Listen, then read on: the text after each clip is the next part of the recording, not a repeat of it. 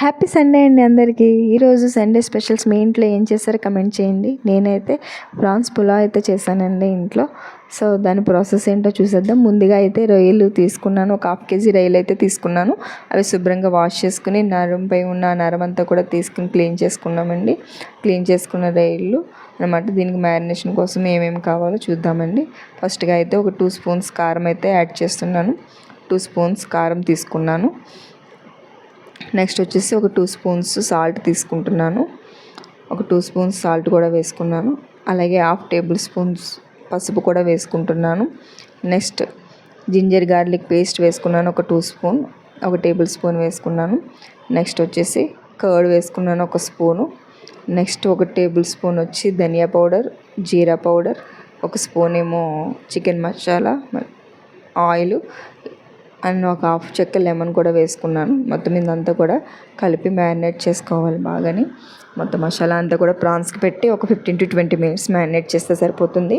Next వచ్చేసి rice అయితే తీసుకున్నాను. ఒక 3 glasses రైస్ తీసుకున్నానండి.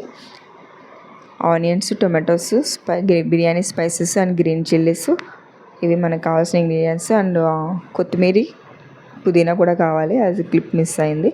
నెక్స్ట్ వచ్చేసి బాణీ పెట్టుకుని స్టవ్ ఆన్ చేసుకుని బాణీ పెట్టుకుని ఆయిల్ అండ్ గీ వేసుకుని బిర్యానీ స్పైసెస్ అన్నీ కూడా వేసుకోవాలి. అవి ఫ్రై అయిన తర్వాత కొద్దిగా ఆనియన్ వేసుకోవాలి. నెక్స్ట్ వచ్చేసి గ్రీన్ చిల్లీస్ కూడా వేసుకుని అవి కొంచెం బాగా ఫ్రై అయిన తర్వాత టొమాటోస్ అయితే యాడ్ చేసుకోవాలి. నేను ఒక 2 మీడియం సైజ్ టొమాటోస్ 2 అయితే తీసుకున్నాను. పెద్దదైతే మీరు ఒక టొమాటోస్ తీసుకొని సరిపోతుంది. కొద్దిగా అల్లం వెల్లుల్లి పేస్ట్ కూడా యాడ్ చేస్తున్నాను. అంటే మ్యారినేట్లో వేసాము, ఇందులో కొద్దిగా వేస్తే సరిపోతుంది. అది కొంచెం పచ్చివాసన పోయేంత వరకు కూడా మంచిగా ఫ్రై అవ్వాలి. అప్పుడు ఆ ఫ్లేవర్ అంతా పోయిన తర్వాత, పచ్చివాసన పోయిన తర్వాత మ్యారినేట్ చేసుకున్న ప్రాన్స్ అయితే వేసేసుకుందాము. ఇది కూడా వేసుకున్న తర్వాత ఇవి మొత్తం మసాలా అంతా పట్టి ప్రాన్ బాగా కుక్ అయ్యేంత వరకు కూడా ఫ్రై చేసుకోవాలి. ఇది 5 to 10 minutes అయితే పడుతుందండి ఫ్రై అవ్వడానికి. 5 to 10 minutes ఫ్రై అయిన తర్వాత మధ్య మధ్యలో తీసి మూత కలుపుకుంటూ ఉండాలి, లేదంటే అడుగు పట్టేస్తుంది అనమాట. మూత తీసి కలుపుకుంటూ ఉండాలి. ఇది బాగా ఫ్రై అయిన తర్వాత అప్పుడు మనం రైస్ అయితే యాడ్ చేస్తాం దీనికి. చూసారా, కుక్ అయింది కదా, ఆయిల్ అది కూడా పైకి తేలింది, బాగానే కుక్ అయింది అనమాట ఫ్రై అంతా కూడా.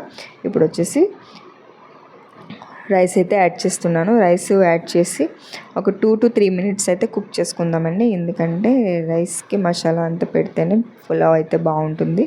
సో అందుకనే 2 to 3 minutes కుక్ అవనిద్దాము. ఒకసారి మూత తీసి చూద్దాము.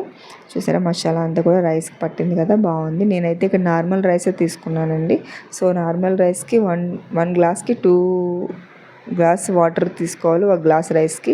మీరు ఒకవేళ బాస్మతి రైస్ తీసుకునేటట్టయితే 1 గ్లాస్ రైస్కి 1.5 గ్లాస్ వాటర్ అయితే సరిపోతుంది అనమాట. అలా తీసుకుంటే సరిపోతుంది. ఇప్పుడు కొద్దిగా పుదీనా యాడ్ చేసుకుని, పుదీనా అండ్ కొత్తిమీర కూడా యాడ్ చేసుకుని ఒక 5 minutes బాయిల్ చేద్దామండి. బాయిల్ చేసి మూత పెట్టేసి ఉంచుతాము. ఆఫ్టర్ 5 minutes తర్వాత చూస్తే కుక్ అవుతుంది కదా. ఇప్పుడు ఫైనల్గా లాస్ట్లో కొంచెం నెయ్యి అయితే వేసుకుందాం. లాస్ట్లో నెయ్యి వేసుకున్న తర్వాత కొంచెం పుదీనా అండ్ కొత్తిమీర ఫైనల్గా వేసి మూత అయితే పెట్టేద్దామండి. అది ఒక 20 minutes వరకు కుక్ చేస్తే సరిపోతుంది. 20 minutes తర్వాత చూస్తే ఒకసారి మనకి పులావ్ అయితే రెడీ అయిపోతుంది అనమాట. చాలా టేస్టీగా, అసలు ఎంత బాగుందంటే చాలా సింపుల్గా, చాలా ఈజీగా చేసుకునే ప్రాసెస్ అనమాట. మీరు ఎప్పుడు ట్రై చేయకపోతే ఈ ప్రాసెస్ ఒకసారి ట్రై చేసి చూడండి. మీకు ఎలా వచ్చిందో నాకు కమెంట్ చేయండి. వీడియో నచ్చితే లైక్ చేయండి, షేర్ చేయండి, సబ్స్క్రైబ్ చేయండి. Thanks for watching. బాయ్.